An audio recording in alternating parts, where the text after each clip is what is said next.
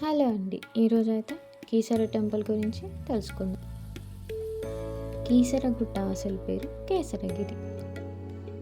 చూశారు కదా, స్టార్టింగ్లోనే శివుడి పరమ భక్తుడైన నంది ఉన్నాడు. ఈ టెంపుల్లో అయితే చాలా కోటలు ఉంటాయి, జాగ్రత్త.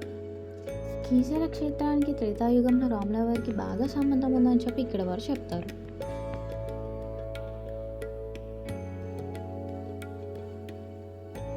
రావణ సంహారం తర్వాత సీతాదేవితో కలిసి అయోధ్యపురికి స్టార్ట్ అయ్యాడు రాముడు. అయితే రావణ సంహారంతో బ్రహ్మహత్య పాతకం తగలకుండా ఉండడానికి ఎన్నో పుణ్యకార్యాలు చేశాడు రాముడు.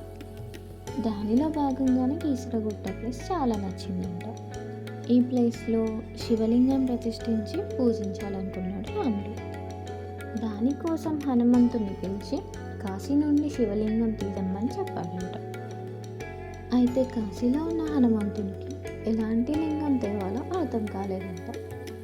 ఇక్కడేమో టైం అయిపోతుండడంతో శ్రీరాముడు లింగం కోసం ఈశ్వరుణ్ణి ప్రార్థించాడంట. దాంతో శివుడు ప్రత్యక్షమై లింగ రూపాన్ని దర్శించాడంట. స్వయంభూగా అవతరించిన ఆ లింగాన్ని రాముడు ప్రతిష్ఠించి పూజించాడంట. దాంతో ఆ స్వామిని శ్రీ రామలింగేశ్వర స్వామి అని కూడా అంటారంట. రాముడి పూజ తర్వాత హనుమంతుడైతే 101 లింగాలు తీసుకొచ్చాడంట. అప్పటికే పూజ అయిపోవడం చూసిన హనుమంతుడు కోపంతో వాటిని విసిరేశాడంట. అవి కొండ చుట్టూ అక్కడక్కడ పడ్డాయి.